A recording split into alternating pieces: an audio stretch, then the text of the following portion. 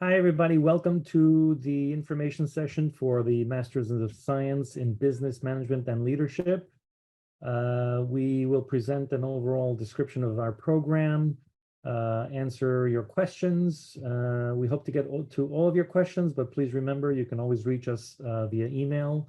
We'll give you that email later on in the session.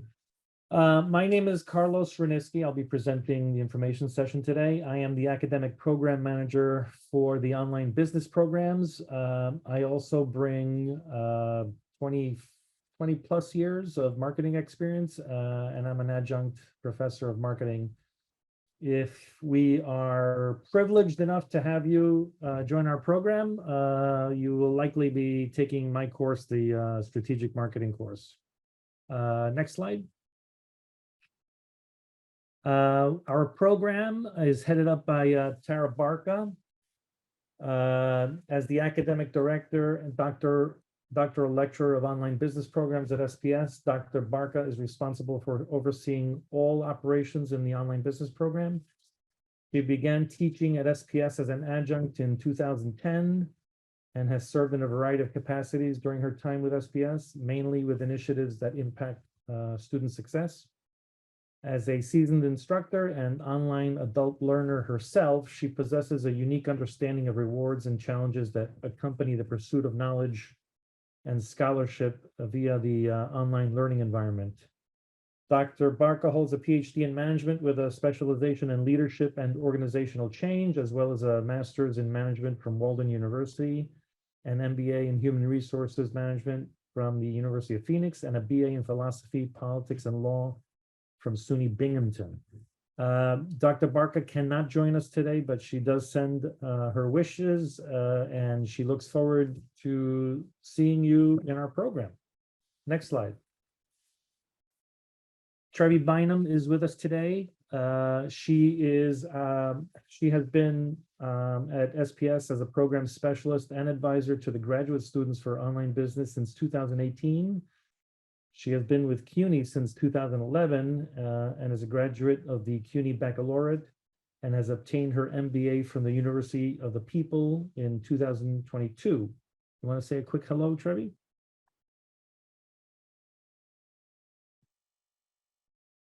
Hello. Okay. And again, if you decide to apply and register for the program, Trevi will be your dedicated advisor for the master's program. Next slide. So about our degree program, what can you do with it? Many people come for the master's to get a promotion at work or to switch gears, springboard to a new career. Whatever the case that may be for your situation, you'll be able to apply for jobs in business and nonprofit organizations and government agencies at management level or above.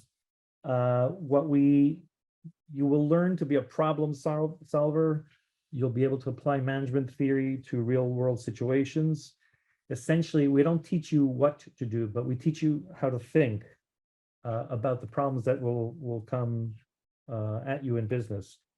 You'll graduate from the program with a clear understanding of how business operates, considering the socioeconomic and macro and micro level factors that are affecting industries. And as future business managers, we prepare you to understand the interrelationships within your business, within a company, given all the different departments that make up a business. You'll be able to vie for jobs in a variety of sectors at manager or senior manager level position in such areas as operations, human resources, marketing, finance. Some people have gone on to actually become executive directors at nonprofit organizations. We have a few of those as alumni. Of course, that has to take into account your level of experience and your past work experience as well. But you'll basically be able to vie for jobs at management level or above. Next slide, please. So why choose CUNY SPS? And if we have time for it later in Q&A, I'll be interested in hearing why you're considering SPS and what situations you're in that you're seeking a master's. But the answer to this question would be, first and foremost, we're part of the largest urban public university in the US. That has significant advantages. You'll have access to a wide range of resources based on the fact that we have a really large university system. We have an excellent reputation. As you'll see later on, I'll talk briefly about our national rankings. We have a small school feel. Despite being in a large university system, our school tends to be more intimate, even though it's online. We consider it nice, a nice interaction for the learning experience. We are regionally accredited by the Middle States Commission on Higher Education. I'll speak to that in a moment. And tuition is the most affordable in the Northeast, both for in-state and out-of-state students. You'll be hard-pressed to find a better bang for your buck. What we do, in short, is provide you with a solid education at a very affordable price. A word about the accreditation. Middle States is a commission that basically gives sort of a stamp of approval as it relates to what we're teaching. Basically, they come in and do an audit of our program to see whether we are teaching what we say we are teaching. And we have been accredited, which is, like I said, a stamp of approval. And I'll talk more about that in the next slide, please. Or the following slide, but we'll stay on this slide for now. As I mentioned, we're nationally ranked. We have in the most recent rankings, we are number 11 in the nation for the online bachelor's program and number 5 for best online bachelor's program for veterans. Now, you might be saying, well, I'm going for a master's. What does that have to do with me? Here's what it has to do with you. The same professors that teach in the bachelor's program teach in our master's program, just plain and simple. We haven't been ranked for the masters yet, but that should be occurring in the future. Next slide, please. Okay. Program learning outcomes. What we are talking about here is basically our promise to you. This is basically the way you should look at it, is that this is what we'll be teaching. This is our promise to you of what you will learn from our program. Each course, these are program learning outcomes, and each course within the program has course learning outcomes. Each of those course learning outcomes will be tied directly to these program learning outcomes. And like I said, essentially, this is our promise to you, what we'll teach to you. And this, again, is tied to the accreditation that I mentioned earlier, where the Middle States Commission comes in, analyzes our courses, and decides whether or not we're teaching what we say we teach you. And you can think about it as sort of our brand promise to you. This is what we'll be teaching you. Related to this is the concept of assessment. Assessment also has to do with it's a quality assurance of our program.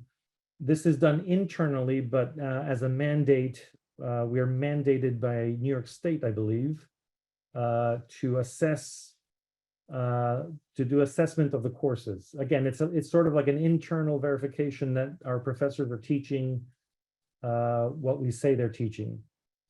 And based on those assessments, we tweak the course or modify it. For example, in my case, for my marketing course, I am beginning to revamp the course to make it more up to date. Marketing is a very dynamic discipline. So periodically we have to update the course. This goes for the other courses as well that you'll be taking. Next slide, please. So our degree program is 30 credits in all. There will be 24 credits, which are translated into eight core courses. You'll be able to select one course as an elective, which is also 3 credits. And then it's all finishes off the 30 credits with what we call a capstone course. Next slide, please. And these are the 8 required courses. Organizational behavior and leadership. You'll learn about how companies and businesses behave, so to speak. You'll get a taste in that 600 course, you'll get a taste of leadership. You'll move on to a more in-depth understanding of leadership development in the Business 605 course.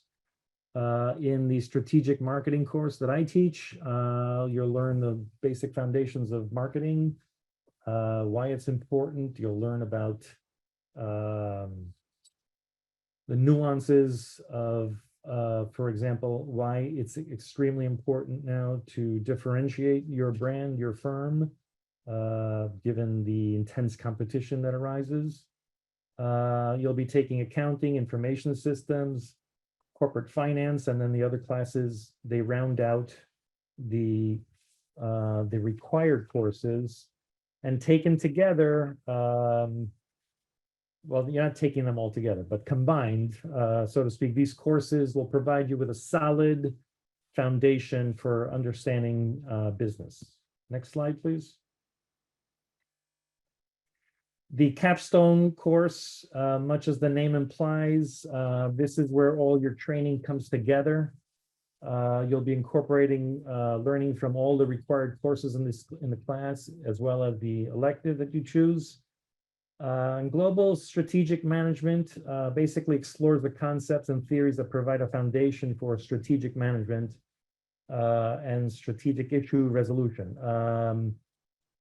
You'll be applying foundational principles through real-life business cases, and it basically integrates the work you did prior in management, marketing, finance, accounting, etc. Next slide, please. This is a sample list of the electives you could choose. They're subject to change based on availability, but for the most part, I think, Trevi, these are the ones that we typically offer, right? Yeah. Okay. Next slide, please. So what's it like to learn online? Well, it's quite the same as a traditional course with a slight twist. You'll obviously be learning online. You will have a good support system from your professors. I cannot emphasize this enough. Our professors are loved for the passion and the caring that they bring to our students. And let's actually go to the next slide. I think we have some examples of what it's like to learn. Excuse me just for a second. I want to answer a question live that came through. They're asking, how do prerequisites work? A, when do we find out which prerequisites we can receive credit for? And B, when will we be given an opportunity to take any prerequisites courses over the summer before the MS program begins in the fall? If we can wait for that towards the end, I have a list of the prerequisites towards the end of our presentation. Oh, okay. Great. Thank you. So the program is characterized by a collaborative environment. It's interactive. You'll be participating quite a bit, and you'll be encouraged to participate a lot. We are a 100% online asynchronous, okay? A little bit about that word asynchronous, because not many people are familiar with it. There will be, I'm sure we're not the only school that you're looking into. As such, it's important to emphasize that we are asynchronous. What does that mean? A lot of schools say they're 100% online, but there will be a component where you might need to meet live, Wednesday nights at 6 p.m., for example. You'll be doing it through Zoom, which still technically makes it online, but it's not asynchronous. Asynchronous means that there are no set times for you to meet. You can do your work at 2 in the afternoon from your office or 2 in the morning in your pajamas from home. There will be due dates, obviously, that you need to submit assignments for, etc., but there is no set live time that you will meet. That does not mean it's not a rigorous curriculum. Please do not think that these will be easy A's and that you'll just whiz right through it. We use a Blackboard learning platform, which is basically a software that you go into to do the work. We have a maximum of 25 students per class. In fact, when a 26th student wants to join the class because of late registration or whatever, Trevi has to send me an email asking permission if I let them in.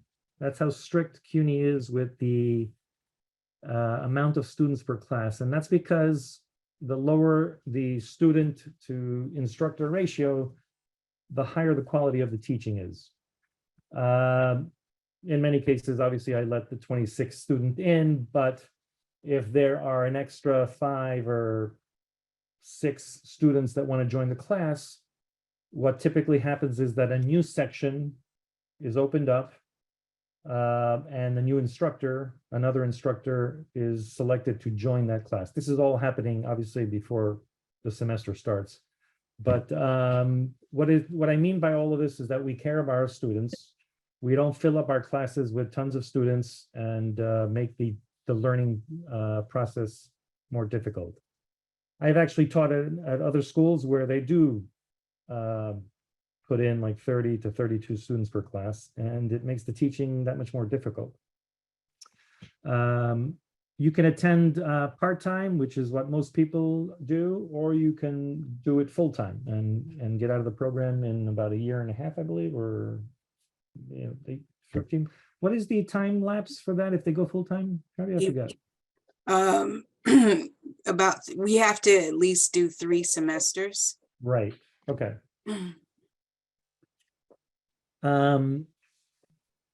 Most of your courses are going to be offered in the traditional fall-spring semester, which are 15 weeks long. There are plenty of classes that you can choose from to take in the summer sessions.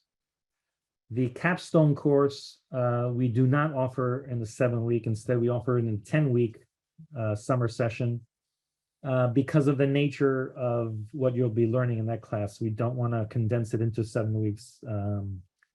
It can be done, obviously, but you will not get the learning that you need from it. Next slide. Okay. This is an example of a real-life course. This is actually taken from my course. When you sign in to your class, when you log in, you'll be automatically landing on the announcements page. This is an example of the announcement in the last week of the semester, obviously, because the final exam has been loaded. I make the announcement. And throughout the course of the semester, your instructor will be loading assignments, typically once a week at least, to just touch base with you or to alert you for upcoming assignments and whatnot. Next slide. To the left of your screen, you see the blue section. That's what we call the navigation bar. And by the way, this is the Blackboard learning management system that I mentioned earlier. This is where all the action takes place. So on the left in the navigation bar, you see several different links. The one that got us to this area is the one called Syllabus Course Information. From there, that link, and then in the top will be a PDF of your syllabus. The syllabus, which all classes have, are basically the contract between the professor and the student. Other links, you'll have the rubrics to let you know what's expected of you for a particular assignment or whatnot. There'll be course videos. There'll be obviously a link to the textbook and supplementary materials, etc. And then an explanation about the discussion boards and blogs and wikis. Those are tools that are used by Blackboard. Not every class will ask you to do a wiki or a journal or a blog, but most of them will do discussion boards. Next slide. This is the way, and by the way, this is an example of the standardization and assessment that we've been doing. We got feedback from our students, we listened, and we made the classes better. So part of the process was to standardize the courses so that we were getting some complaints that students were going into one class and the look and feel was different from the other class, and it was hard to move around to find information. So we took that in feedback and we made it better. And this is an example of that. Each class that you take will have a folder for each week of the semester. And if we click on one of those links, it'll open up into another area where you will be given the tests that you need to do, the course that you'll also be listing. It'll be listing out the course learning outcomes that apply to that particular week, that topic. And you'll be told, you know, the readings, the tasks, and due dates, any due dates that that are upcoming. It's very structured, and it helps students plan their studies and obviously their life, because they have other responsibilities. They need to know what's up ahead for the week, how much time they're going to dedicate. Next slide. So this is an example of the discussion boards. Again, this is my class. The last week we discussed global marketing.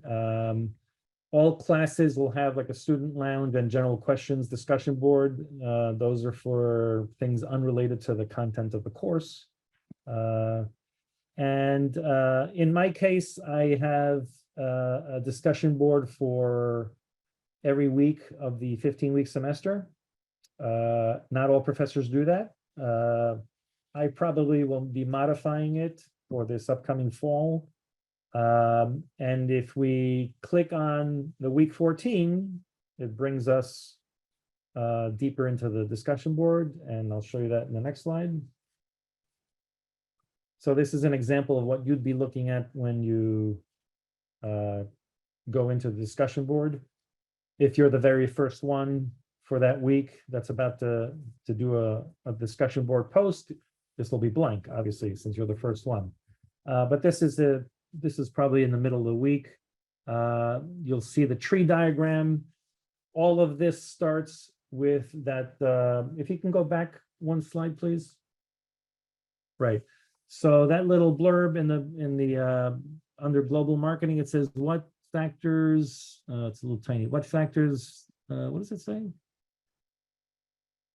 What factors does a company need to consider when thinking about entering markets outside the US? Then it goes on for some other questions. Basically, this is a discussion board prompt, and that sets the stage for the conversation that students and the professor will have, and students with other students will have. Go back to the next slide. Nope. Yeah, and that starts the discussion, as I mentioned. Next slide. So one answer to this question was by this student. You can see how he or she bolded my question and cut and paste the question, and then goes on to give the answer to the question. The next slide will give you a representation of the answers to that original post. This is an example of two different students answering that original post.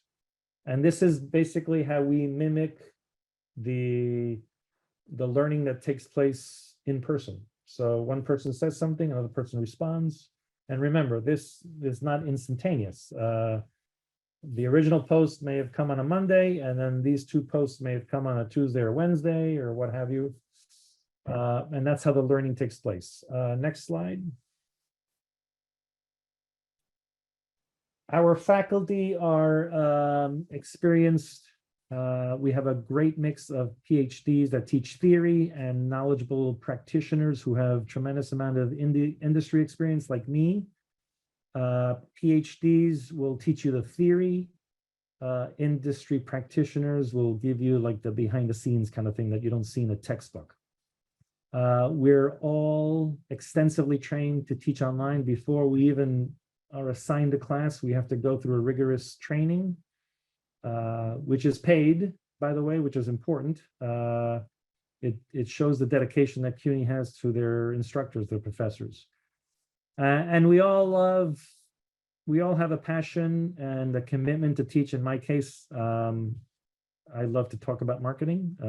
If you are, get to be in my class, I think you'll see how much I love to talk about marketing. And they're committed to you. I know in my case, I've had some students come to me after graduation and thank me, and sometimes ask to write a recommendation for wherever endeavor they're going on to next. And I think a lot of students will say the same thing about the other professors that we have in our department. Next slide. And our students are basically people like you. They're working adults. A lot of you may be in a career transition, or you're trying to get ahead in work, where, as is often the case these days, bachelor's is not enough to move up in the corporate ladder. Many of you will likely have families, and you're juggling a lot of responsibilities, and you need a degree program that fits your schedule. And in fact, our tagline, when the school is doing their marketing, one of the taglines that they use, which I love, is that it says, "You're busy, we're flexible." That basically describes the program in and of itself. People come from all 50 states and around the world to learn in our program. And I remember several students one from Croatia, one from India, and I forgot the other country in near Africa. I forgot what it was, but it's not unheard of to get people from out of the United States in our program. And again, that goes back to what I was saying earlier, that we have a great reputation at CUNY. We have the program that fits their schedule. It's very flexible. It's 100% asynchronous. And it's a good fit for them. Next slide. So if you want to be successful in the program, you should be good at organization and time management.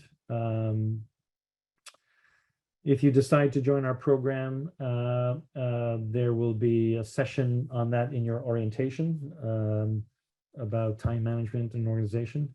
You should be self-directed and committed. Again, I want to emphasize that this is not necessarily an easy program. It's not a breeze, let's put it that way, like some other schools are. You should be willing to ask questions. You should be willing to work in teams. This is a very important point that I want to take a moment to talk about.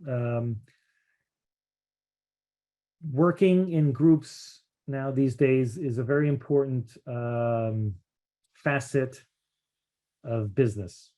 When you get out, I'm sure some of you have already experienced this, that you're working in teams with other departments. This is the way businesses are going, and that's because working in groups creates a competitive advantage in some cases because you're bringing in ideas from other departments and they're gelling, create certain programs, and whether it's marketing or whatever. This is how businesses get ahead. So we have to teach that. We teach you to work in teams as well. So here's the point I want to stress. If you are not comfortable working in groups or you just don't want to do it, this is not the program for you. We want to make that important distinction here before you enroll and then you're hit with, having to work in teams or what have you. But if you are willing to work in teams, it's a good bet that you'll learn a lot. That's all I can say about that. You should also seek out support from those around you, your loved ones,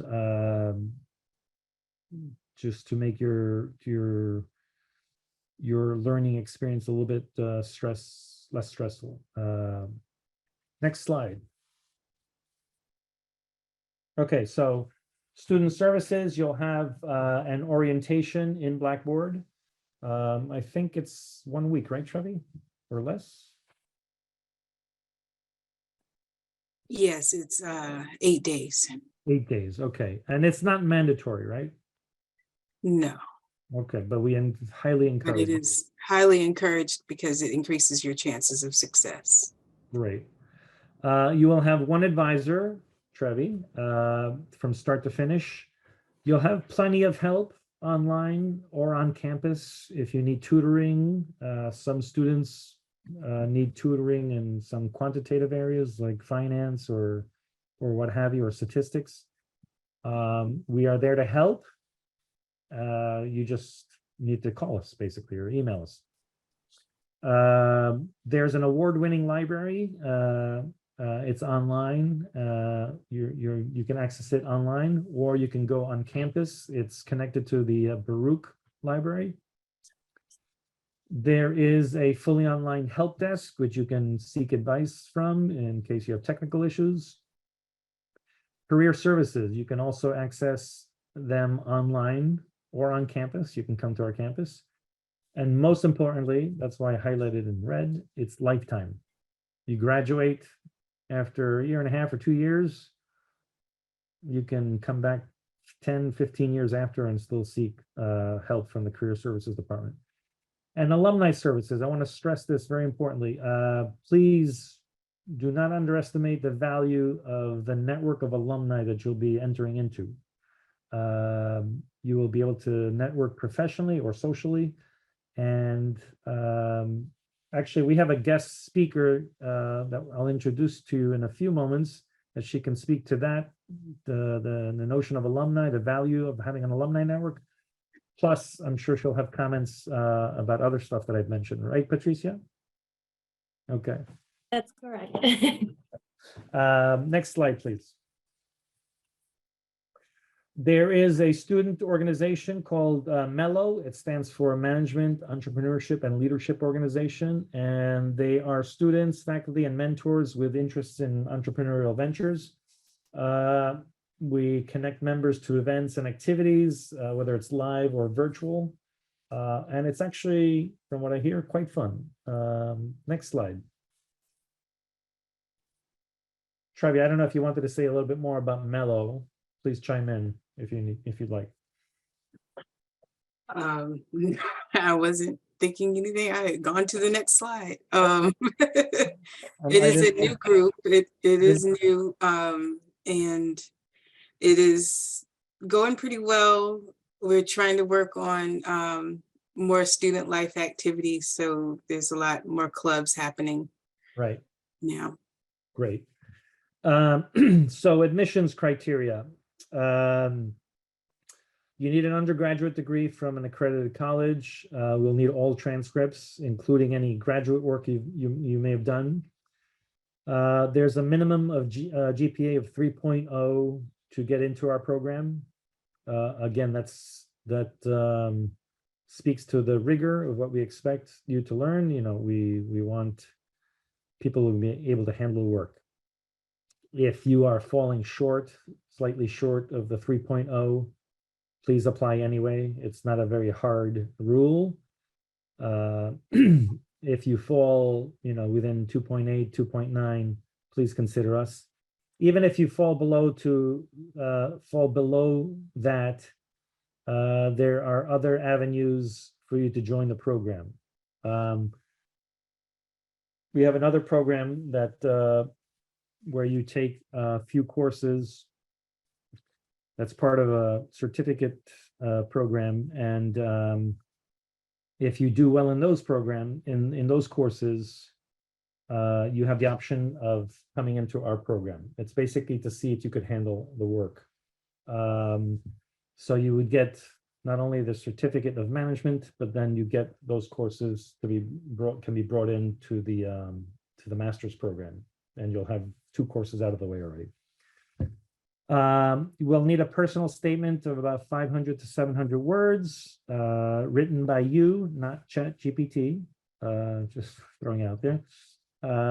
2 letters of recommendation from a supervisor and/or a prior professor, not from a friend. We'll need a resume with your relevant work experience. There may be a need or desire to do a follow-up phone call or a Skype or Zoom interview. Best of all, there's no GMAT or GRE required to get in. Are there any questions so far? I meant to ask that before. Is this where you want to talk about the prerequisites? No, it's the next slide. Please continue. So there are 4 undergraduate courses that are needed: financial accounting, statistics, micro or macroeconomics. And then we need proof that you have Excel or introduction to spreadsheets somewhere online. If you don't have these in your transcripts, there are options that can be satisfied with an exam, either through a CLEP exam or a Coursera or Sailor. You can also take the undergraduate prerequisites while you're in our program, so long as you're not taking them during you're taking a class which requires the prerequisite, right? Well, I would not let you. Okay, please explain. That would be the thing. I track the prerequisites and make sure that when people are in classes that they didn't need a prerequisite for it. Right. Okay. But they can take financial accounting while they're taking my marketing course, for example. Of course, as long as they can take any of the classes, as long as they have satisfied the prerequisites or they do not require the prerequisites that they have. Right. So, and then for Excel, if you haven't taken a course in Excel or spreadsheets, you can take an assessment basically, and we will measure your level of training in that, which should be pretty easy. And I'm sure people already these days know how their way around Excel or Google Sheets, and the assessment test would be that in that case it would be a breeze. Next slide. I don't know. I'm not sure. I don't think I could pass the assessment because I don't do accounting things or anything. But there are many people coming in already have Excel training or spreadsheet training. That's all I'm saying. I'm not saying. That's why we created the assessment, because so many people do have Excel training. Okay. Also, I want to finish answering the question because they were asking about when they'll find out. You'll find out at the offer letter from admissions. Admissions will notify you which prerequisites there are. If you feel like there's something that we missed, we'll go back. You can just point it out, say, oh, this is on this transcript, and then it's just a matter of like notes to myself because I'm the only one that really pays attention to it. Right. And I will also reiterate the prerequisites when I send the welcome letter from the program. Mhm. And I make a note in DegreeWorks, on your DegreeWorks account, so everybody's on the same page. We all know what prerequisites are needed. Okay. You can take prerequisites. Yes, you can take prerequisites over the summer. And there are classes you can take in the master's program that don't require prerequisites. So you can start right away. You don't have to take the prerequisites first, Right. just That's an before the class that you want. That's an important point. Thank you for pointing that out. You can start the program if you're missing these. Basically, if you're missing these prerequisites, you can still start the program, and then do the prerequisites as you move along the program. Right. Okay. There's 8 required classes and 4 of them do not have prerequisites. Great. Okay, I want to Just a quick time check. We're almost at about 15 minutes out. Right, I was Oh. about to say that. Thank you.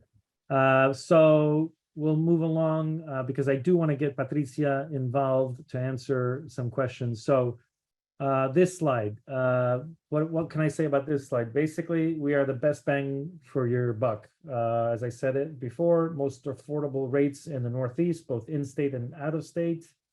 You get a solid education, solid quality education, I might say, at a very affordable price. Next slide, please. Okay, application deadlines are coming up April 6th. If you get your application in by the 6th of April, your application fee is waived. After that, there's another deadline, May 18th. And if I believe, Trevi, correct me if I'm wrong, the application deadline means that they start the application, right? They don't have to get all their paperwork in. Do you know about that?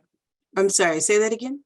The application deadline does not necessarily mean that you need everything in, like all the transcripts and everything, right? I think it's the start to apply, right? I'm not sure about that. That's more of an admissions thing. I think that they want everything done by the deadline, Okay. but they will work with you if you have, if it's a couple of days out or Okay. whatever. Thank Also, I do have to revisit the prerequisites one more time. You can take them anywhere. You don't have to take them at SPS. So if you have like a community college nearby that you want to go to knock them out, you can do that as well. I Okay. just need to see the grade. Great. Okay, next slide, please. Okay, this is the best part. I want to welcome Patricia Golinska. Patricia Golinska is a graduate of the CUNY SPS Business Management and Leadership Program. She received her master's degree in 2020. While at CUNY SPS, she served as an officer at large on the Student Association, which allowed her to advocate for students in all matters relating to the student body, discuss and organize programs and activities, as well as get involved in various committees. Following graduation, Patricia is now involved in SPS's Alumni Engagement Council, where she serves as an ambassador for the institution's events, activities, and services while working to engage our alumni. She is currently an administrative manager in the Pulmonary and Critical Care Division at Weill Cornell Medical Center, where she has worked since 2015 in various roles, starting out in a call center capacity and working her way up to her current leadership role. Please welcome Patricia. Hi, Patricia. Well, it's nice to see a great turnout for this event, and I'm happy to be here. Great, thank you for joining us. So maybe the best place to start would be, why did you choose SPS? Sure. So a lot of the reasons that Carlos highlighted throughout his presentation, he touched upon, I think, all of the most important ones, and my top decision makers were really the flexibility. So not only is it a fully online program, but it is asynchronous. I think that is key. That is not true for a lot of online programs. You still are expected to carve out a specific time slot, and we all know that doesn't work for everyone. So this allowed a perfect work-life balance in that sense. Definitely quality, both of the coursework and the professors. They were always available, they were engaged, they were committed to you being successful, so they were certainly there to help guide you through your courses. You received a very high quality education for the cost that you spent, which Carlos also highlighted, those tuition rates. Certainly you understand that that's the most affordable program. Those low tuition costs allow you to use your money, on other things that are necessary, and also course selection, the types of courses you were able to choose from. You got a nice balance of both those business classes, those leadership classes. And actually, I did forget, since it's been a while since I applied for the program and graduated, but right, the no GRE and GMAT was actually huge. I don't know if others on the call are like me, but those big tests just stressed me out. And that was one less thing. I got to focus my time on the actual coursework rather than worrying about passing a test of sorts. So that's huge, because a lot of programs also don't have that requirement. So yeah, that's a great point. Thank you for stressing that. So about your, so you talked about the quality of the education and the leadership. Have you seen it help you in your current role, basically, what you learned? Yeah, absolutely. So certainly, you have a variety of courses that you highlighted. I, like you mentioned, started off in a call center capacity many years ago in my division at Cornell, and was able to move up into a leadership capacity after I received this master's degree. I'm now the administrative manager there, and I think I'm able to apply a lot of those things, some of it accounting based, but in my role specifically, a lot of the leadership development, management. And I think those were very critical, and I'm thrilled that those were, all different choices to be offered through some of those electives. Right. And do you see yourself, so you, and if I'm not mistaken, you lead a team or you're supervising people, right? Correct, both staff and faculty and fellows, yes. Oh, wow. So that's where there's the leadership component. I'm sure in a few of those classes you learned about how the organizations, behave. Obviously, that's organizational behavior, but the leadership classes, I assume, helped you in your current role as well. Yes, absolutely. There's one of those electives you had leading groups and teams, right? And those kind of things, and workplace values. Even you might not realize how much that ties into leadership, right? Those core values that we need to know when we are a leader, and how we reflect those. So a lot of great content in all of those that you can take key takeaways from. Yeah. Can you speak to the type of learning? So the online environment, how did that hit you? Did you like it? Was there something missing? Did you prefer in person? It was my first online program. So I received both my associate's and bachelor's degrees in CUNY programs at LaGuardia and Queens College. Right. And so those were all in person. And so I was nervous about starting a fully online program, but I have learned that actually it is great. You show up when you're ready to show up. You've got those deadlines. I'm very deadline driven. So just knowing I had a deadline, then you carve out the time appropriately based on your schedule for that week. I did not think I was missing anything. I had students I could rely on. I had professors I could rely on. They provided all of the resources you needed, whether they were the PowerPoints or the readings or helpful links to YouTube videos or other websites that you could refer to if you needed a little extra help with a specific assignment. So I had all the resources I needed, and the professors certainly make you feel like you are absolutely prepared to take on those courses. Right, that's great. Many people, many people are looking for a master's to change career tracks, to change career.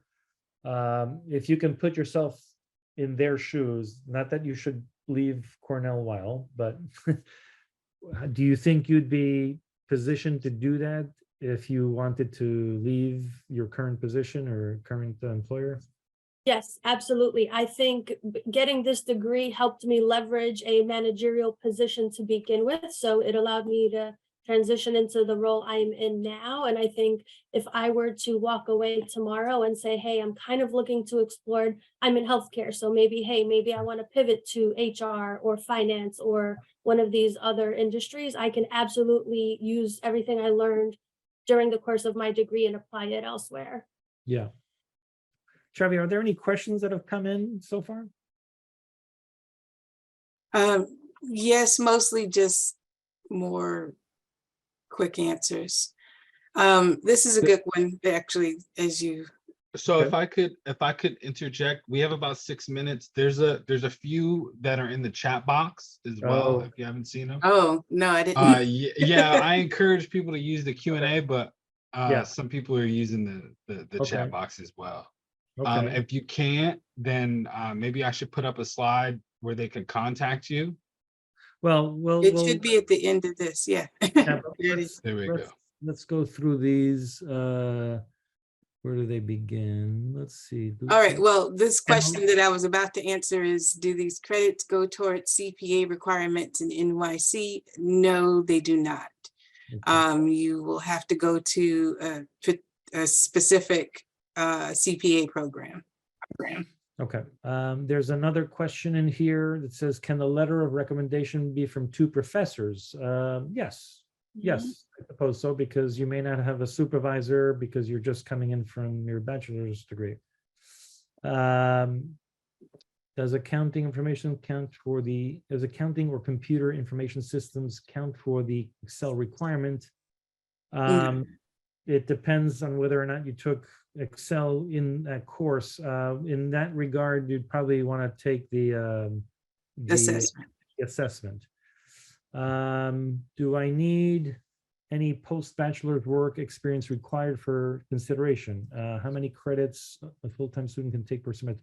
Do you need any post-bachelor's work experience required for consideration? No. Like I said, so a lot of people come in right after they graduate from their master's. I don't know if Patricia, that was you, or but we do have people coming in straight from a bachelor's program.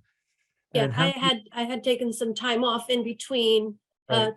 to work, but certainly, yeah, a lot of my credits transferred over within the CUNY system, and it was Trevi makes it seamless for you. And she Right. mentioned you could track your progress in degree works, so there's no surprise of, am I on track to graduate? What's missing? What am I doing? Right. She's always available, and you've got it easily accessible. And then there's a question, how many credits a full-time student can take per semester? Full-time for graduate students is 9 credits, which is 3 classes. But they can take us up to 12 or more, right? But we don't. We 12, don't have a cap on how many classes you can take. right, but I would encourage students not to go past 12 credits, because if you overload yourself with 5 or 6 classes, that'll be too much. I know that you guys may want to get this over with and get in and out so you can get your degree and start earning more, but there is learning to be had, and if you overload yourself on classes, you're not going to get the experience that you need. I agree, and it takes away from the quality of the stuff you're going to learn, right? If you're breezing Exactly. through it, you're not soaking it in. You want to just take your time, learn it, and yeah, absolutely, yeah. Are there other questions, Trevi? I can't see the other one. This one is, I took accounting fundamentals in managerial accounting at CUNY SPS. Can it cover microeconomics and managerial accounting? No. We would need microeconomics to cover microeconomics, and we don't have managerial accounting in the graduate program. But the accounting would work for your accounting prerequisite. Right. If you took, if you to cover the economics requirement, it has to be micro or macro. Yeah. there's a question in the chat that if you guys don't mind, I could answer as somebody on the alumni committee. Yeah. There's a question about graduation, which is not a weird question at all. There is a commencement ceremony, and we are always excited. It is live for those who could join live. There's an online component for people to, if they're in one of these other Yeah. states or international, absolutely, we want everybody to be able to join. So there is a graduation where you can celebrate all of your hard work. Right. There's another question. It says here, how many students typically in an academic year in this program? How many classes in the program? How many classes do you recommend taking in a semester? How many classes do you recommend taking in a semester? Depends on obviously if you're going full time. If you're going part time, I would suggest no more than 2, I think, Trevi, right? It really just depends on your schedule. If you Right. take what you can handle. Yeah. Some people take a crazy amount of classes, but they can manage it. I personally can only take one at a time. So Yeah. there's usually about between 200 and 250. Sometimes it's gone up to almost, 300 in the program. It just fluctuates. There are 10 classes in the program, excluding the prerequisites. Mhm. And I already answered that question. Take as much as you can handle. And Yeah. we do go through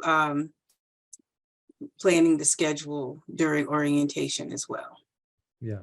That first question, how many students typically, it reminded me of something else that I talked about earlier several minutes ago, that I mentioned that there are 25 students maximum per class. Those are for the beginning classes. When you get deeper into the program, sometimes it'll fall down to like 15 or 17 students. Depending on the semester also. In the summer, it might be less as well. Just to emphasize that there are even an even lower student to professor ratio, which helps in the learning. I don't see any other questions in there. No, I think we got them. But maybe Oh, Patricia. there's one more. What is the success rate of students graduating the program? Okay, how do we answer I'm not that? sure we have that number. Yeah, You're talking about if, Success is variable, right? What kind of success are you looking for? How many people landed jobs, right? How many people graduated? Yeah. So it's what you took out of it. That's how my interpretation of that question. I think, but it's a little bit vague. But Janelle, if you are willing, how many students? we can get you that information. If we can make a note of that to answer Janelle. And how many students graduate? That also fluctuates. Usually we have maybe 50 to 75 for the year because the people graduate every semester. Mm-hmm. That's all. That's just off the top of my head. I've never counted that. Okay. I don't see any. We'll get you that information as best we can, Janelle. I don't see any new questions. Are there any final thoughts that you'd like to present, Patricia? I just want to encourage everyone to take a look at the website, look at those courses. The descriptions are there for each of those courses. If you're not sure exactly what's covered, Carlos touched upon each of those, but utilize the resources you have. I'm also happy to answer any questions. If you guys email the business SPS email or Trevi, they can connect you with my email. If you have any questions as a student, if you have any specific questions about the degree itself, I found it to be very useful in being able to be a manager, and I highly recommend it, and I would take it again. So definitely, please do take a look and take advantage of it if you can.